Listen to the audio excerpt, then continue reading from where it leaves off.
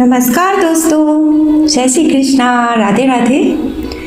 आज का ये ब्लॉग बहुत ही खास होने वाला है क्योंकि आज हम निकल पड़े हैं ब्रज की पावन धरती पर 84 कोस यात्रा के उन 4 धामों के दर्शन के लिए जो श्री कृष्ण ने अपने माता पिता के लिए ब्रज में आमंत्रित किए थे। हुआ ऐसा था कि भगवान कृष्ण को प्राप्त करने के लिए मैया यशोदा और नंद बाबा ने एक मन्नत मांगी थी। सभी जानते हैं कि उनको बहुत बच्चे नहीं हो रहे थे और लेट बच्चे हुए थे कृष्ण भगवान जी, तो उन्होंने मन्नत मांगी थी कि जब भी हमारा बच्चा होगा तो हम 4 धाम की यात्रा के लिए जाएंगे। उत्तरांचल में जो केदारनाथ, बद्रीनाथ, गंगोत्री, यमुनोत्री वहाँ जाएंगे। लेकिन क्योंकि वो इतने वृद्ध हो गए थे तो फिर कृष्ण भगवान ने कहा कि आपको कहीं जाने की ज़रूरत नहीं है, मैं 4 धाम को ब्रज में ही बुला दूंगा और फिर आप ब्रज में ही जाकर उनकी यात्रा कर लेना और आपकी 4 धाम की यात्रा हो जाएगी। तो आज हम उन्हीं 4 धाम में जा रहे हैं जो कृष्ण भगवान ने अपने माता पिता के लिए ब्रज में ही बुला दिए थे। तो सबसे पहले हम चल रहे हैं बद्रीनाथ।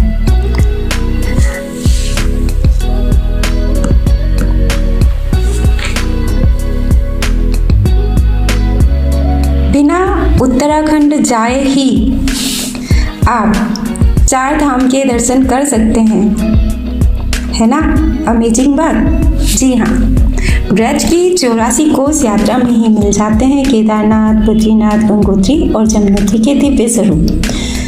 तो सबसे पहले हम चलते हैं बद्रीनाथ।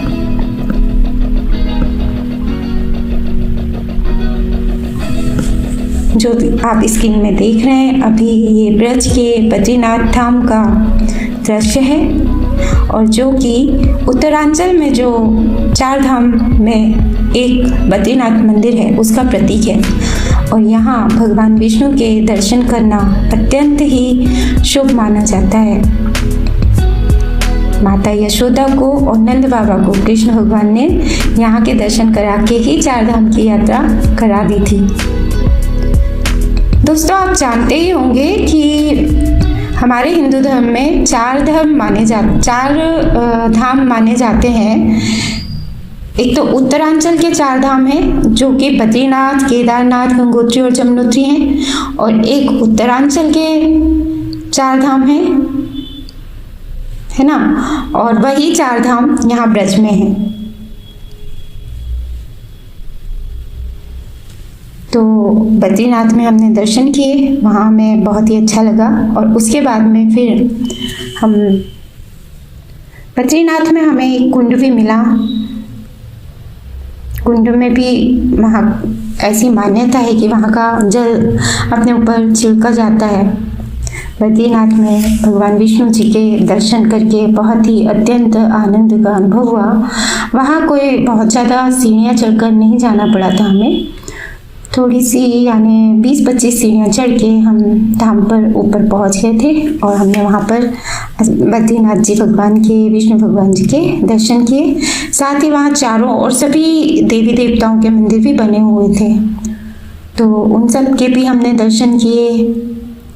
देवी जी के थे, हनुमान जी के थे और राम दरबार था, सभी के हमने दर्शन किए। वहाँ पर प्रसाद वितरित किया जा रहा था और प्रसाद भी हमने ग्रहण किया। और इस तरह से हमने बद्रीनाथ के दर्शन किए। और बद्रीनाथ के बाद हम निकले केदारनाथ के लिए। ब्रज के जो केदारनाथ हैं वो केदारनाथ मंदिर, जो उत्तरांचल में केदारनाथ मंदिर है, उनका स्वरूप माना जाता है। और यहाँ शिव जी के दर्शन करके मन को बहुत ही अद्भुत शांति मिलती है। तो बद्रीनाथ के दर्शन के बाद हम लोग केदारनाथ के दर्शन के लिए निकले। लेकिन केदारनाथ पहुंचकर हमने देखा कि वहाँ पर 350 सीढ़ियाँ चढ़ के एक ऊंचाई पर जाना था जहाँ पर केदारनाथ जी का मंदिर था। तो हमें 350 सीढ़ियाँ चढ़ के केदारनाथ मंदिर में दर्शन करने के लिए जाना था। जो उत्तरांचल के केदारनाथ हैं वहाँ भी आसानी से केदारनाथ जी के दर्शन नहीं होते हैं। वहाँ 24 किलोमीटर की कठिन यात्रा करके जाना पड़ता है, तब जाकर केदारनाथ जी के दर्शन होते हैं। बाबा के दर्शन ऐसे ही आसानी से उपलब्ध नहीं होते हैं, इसके लिए मेहनत करनी पड़ती है।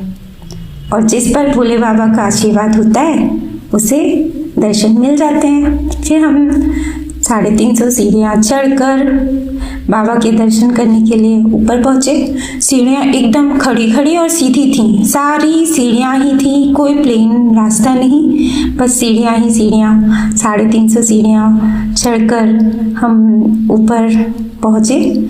ऊपर शिव जी की जो गुफा थी वो इतनी ऐसी गुफा थी जिसमें आप खड़े होकर दर्शन करने नहीं जा सकते, आपको बैठ कर अंदर गुफा में जाना था और दर्शन करना था। ये देख रहे हैं दोस्तों, बहुत ही गुफा का द्वार, उसमें ऐसे बैठ कर जाना था, हम वहाँ खड़े नहीं हो सकते थे। तो बैठ कर अंदर गए, वहाँ दर्शन किए और बहुत ही अच्छा लगा। वहाँ गुफा में जब दर्शन किए, भोलेनाथ को जल चढ़ाया ना, अच्छा अनुभव हो रहा था। ऊपर पहाड़ी से सारा चारों तरफ का दृश्य दिखाई दे रहा था, बहुत ही अत्यंत अध्यात्म का अनुभव हो रहा था। इस तरह से केदारनाथ में पहले हम लाइन में लगे, फिर बैठ कर हमने गुफा में दर्शन किए, उसके बाद में फिर वापस नीचे के लिए हमें जाना था। फिर कुछ हमने फोटोग्राफ वगैरह लिए वहाँ। ऊपर से इतना ऊपर था, ये देख रहे हैं आप, यहाँ से इतना नीचे गांव पूरा था और ऊपर 350 सीढ़ियाँ चढ़ के हम लोग आए थे। तो ये थे केदारनाथ जी, और उसके पहले हमने बद्रीनाथ जी के दर्शन किए थे। और यहाँ पर दोस्तों हर की पौड़ी, हरिद्वार, मनसा देवी, जो भी सारा हरिद्वार में है सब है।